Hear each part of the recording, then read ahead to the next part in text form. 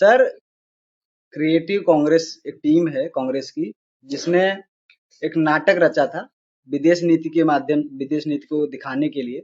उसमें राहुल गांधी और दीक्षित जो कांग्रेस के नेता हैं, सुषमा शीला दीक्षित के बेटे, उन्होंने एक एक्ट किया जिसको लेकर के पूरे देश में आपत्ति दर्ज की गई और विदेश नीति का मजाक उड़ाने का उन पे आरोप लगा। ये कहा गया कि इन्होंने विदेश नीति का मजाक उड़ाया और मेलोनी को लेकर के एक अभद्र टिप्पणी और महिला संबंधित कुछ विवाद हो गए। इस पे आपको क्या कहना है सबसे पहले? देखिए, रचनात्मक कांग्रेस के राष्ट्रीय कार्यक्रम में अ, सरकार से संबंधित जितनी असहमतियां और नीतिगत विरोध हुआ वह जरूरी है।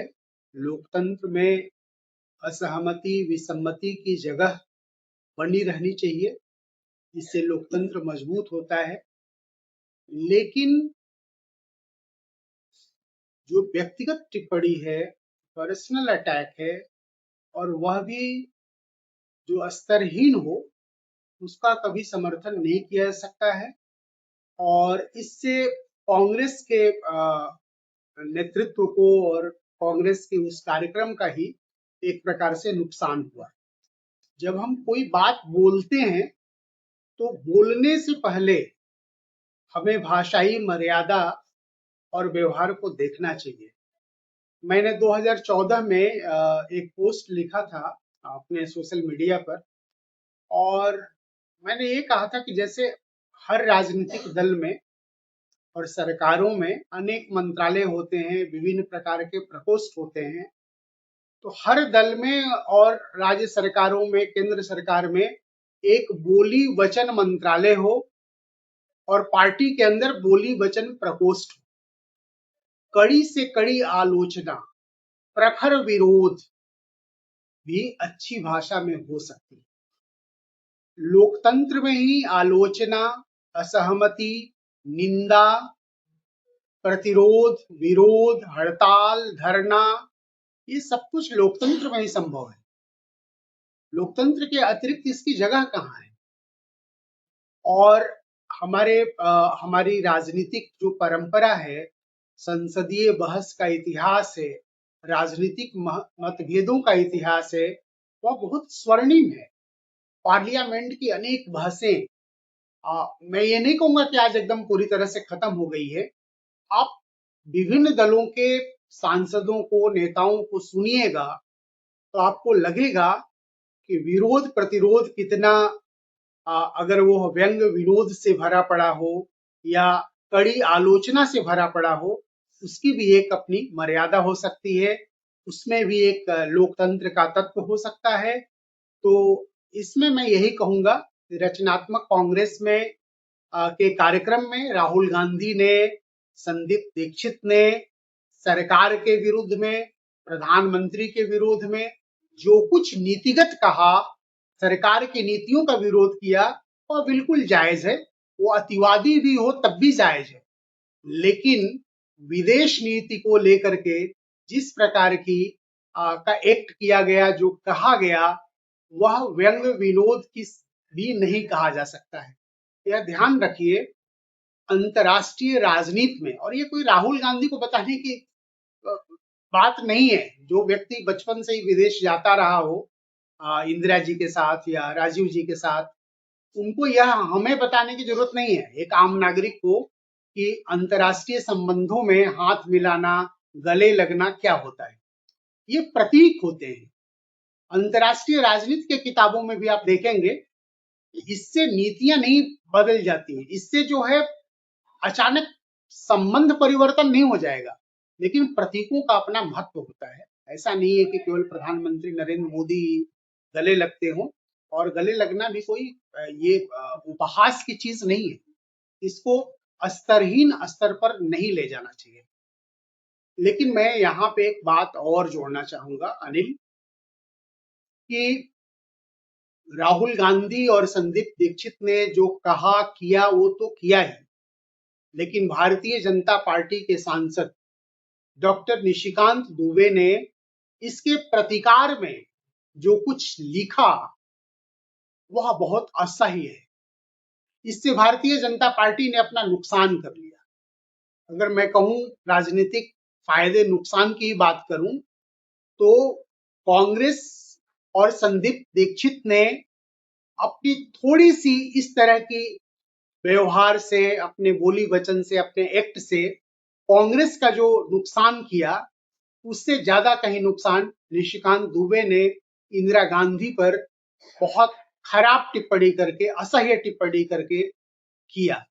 और इसमें मैं फिर कहूंगा कि बहुत दुखद बात है कि जो हमारे राजनीति का, जो हमारे लोकतांत्रिक प्रक्रियाओं का इतना स्वर्णिम इतिहास है, हर पार्टी में अच्छे वक्ता, अच्छे सांसद, अच्छे नेता रहे हैं जिन्होंने राजनीतिक मतभेद को, राजनीतिक असहमति को जो व्यक्तिगत शिष्टाचार से अलग रखा।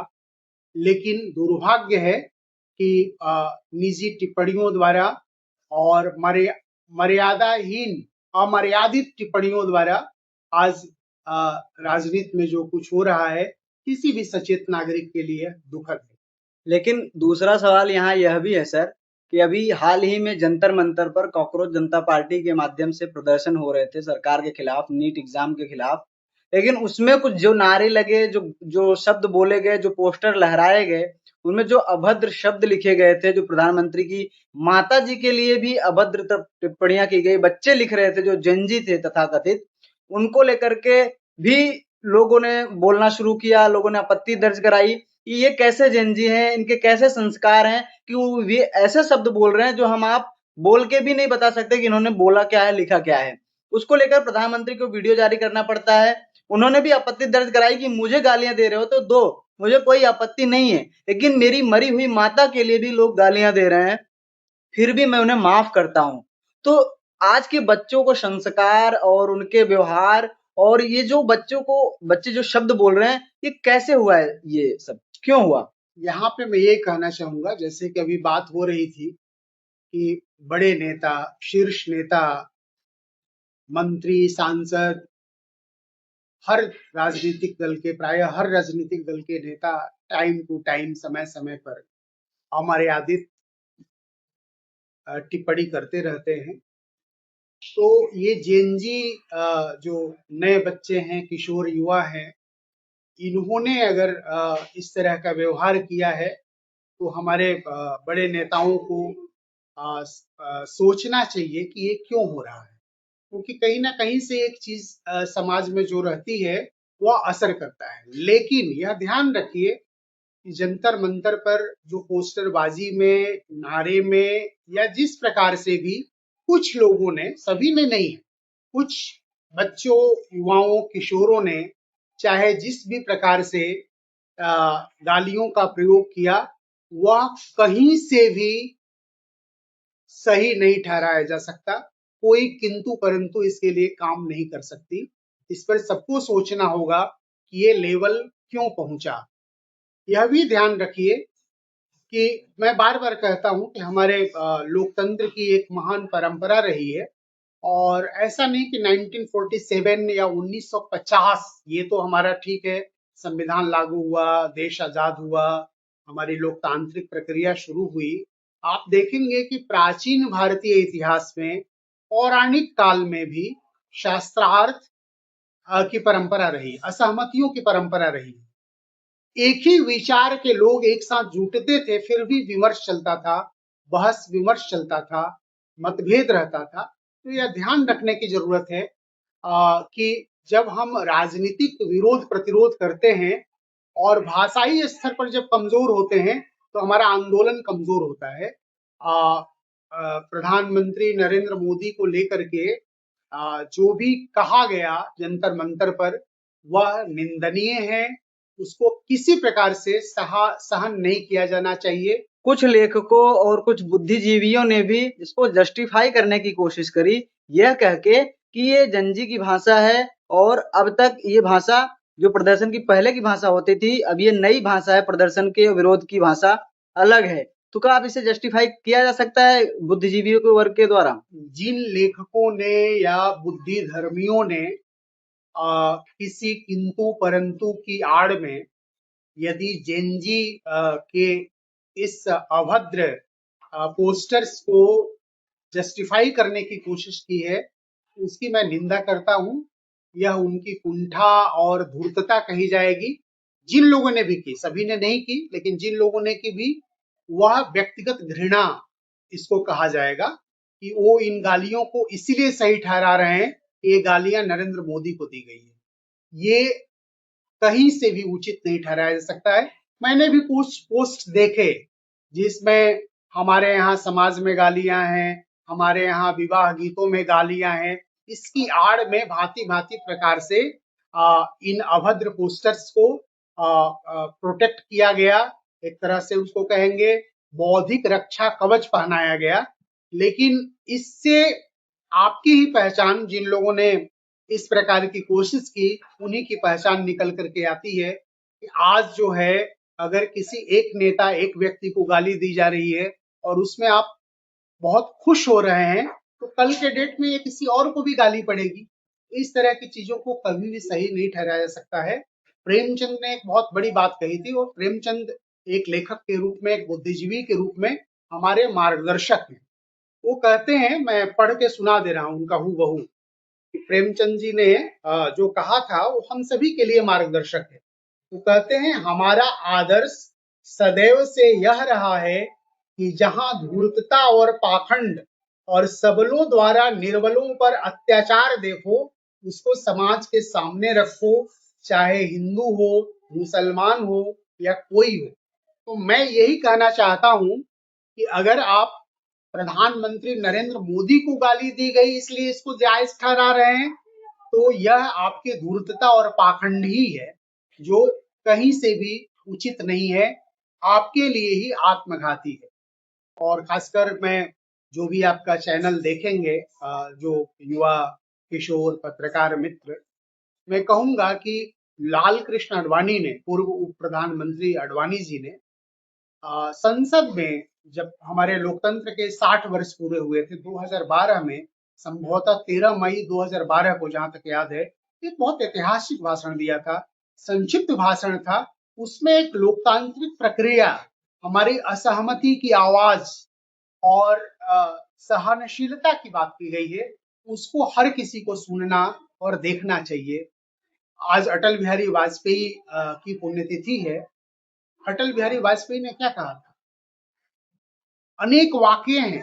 एक बार प्रसंग अभी मुझे याद आया जब आपने प्रश्न किया कि अटल बिहारी वाजपेयी को चंद्रशेखर, पूर्व प्रधानमंत्री चंद्रशेखर गुरु कहते थे।